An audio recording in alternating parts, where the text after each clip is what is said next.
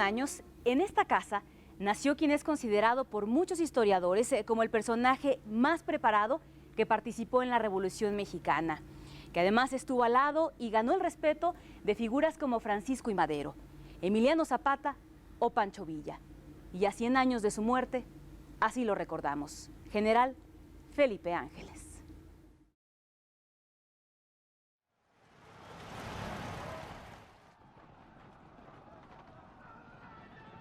El padre de Felipe Ángeles Melo, fue un patriota que combatió a los estadounidenses en 1847 y a los franceses en 1862 durante las invasiones a México. Una vez terminada la invasión francesa y a la caída de Maximiliano de Habsburgo, el presidente Benito Juárez otorgó bonos a los militares patriotas, entre ellos el padre de Ángeles, quien lo rechazó diciendo a Juárez que un servicio a la patria no se paga. El coronel Melo es designado como jefe del distrito de aquella zona, que en principio estuvo en Molango, la sede, pero después pasó a Zacualtipán. Y precisamente cuando estaba la sede en Zacualtipán, en 1868, es que nace Felipe Ángeles. Su madre, doña Juana Ramírez, no era la esposa legítima. De hecho, él está registrado como hijo natural. La mamá del general Felipe Ángeles fue de aquí, una población cercana aquí a Zacualtipán, doña Juana Ramírez, originaria de Soquizoquipan. Precisamente esta era la recámara donde nació el general. Después estaba el comedor y después allá estaba su despacho. En los primeros años estuvo aquí con su papá y su mamá. De aquí se fueron ellos para Molango. Estuvieron allí 6 años y de ahí se fueron a radicar a Huejutla, hasta que vino aquí a Zacualtipán personalmente a sacar una copia para entrar al Instituto Literario de Pachuca. Felipe Ángeles Melo inculcó en su hijo el honor, la honradez y el estudio, formándose de una personalidad apegada a la verdad, la justicia, disciplina y patriotismo. Una anécdota interesante, una feria de San Francisco alrededor del 4 de octubre, Felipe Ángeles llega al palenque, ahí en la feria de San Francisco, y se metió entre el público y gritó: ¿quién le para un peso fuerte a este gallo que traigo?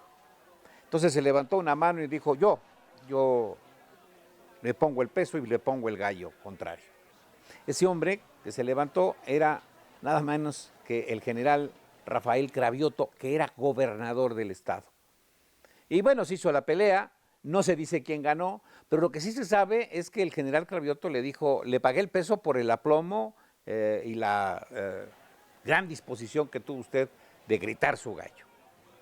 De esto se enteró el papá, allá en Molango. Ya estaba cambiado la sede distrital, y entonces llamó a su hijo, lo invitó a almorzar. Almorzaron aquel día, seguramente un fin de semana, estuvieron platicando, y entonces el coronel Ángeles le dijo a su hijo Felipe: ¿te gustó el desayuno, el almuerzo? Y le dijo: sí. Pues te comiste tu gallo. Fue el gallo que peleó en San Francisco, y no quiero que vuelvas a hacerlo. Y Felipe Ángeles no lo volvió a hacer. Retrata mucho la gran relación que tenía con su padre, pero sobre todo esa disciplina tanto del coronel Ángeles como de Felipe Ángeles.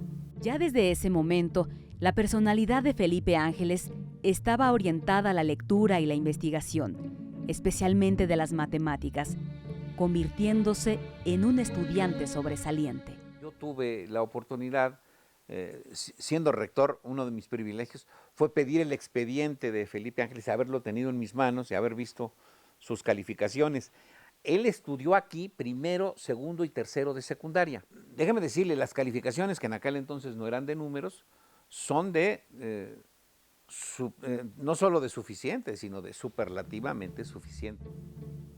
Para 1882, a los 14 años de edad, Ángeles ingresa al colegio militar, becado por el presidente Porfirio Díaz, debido a los servicios que su padre había brindado a la patria. Felipe Ángeles era un extraordinario estudiante, yo diría más allá de ser un estudiante, un extraordinario investigador, un extraordinario hombre de cultura, de libros, de lectura, de disciplina.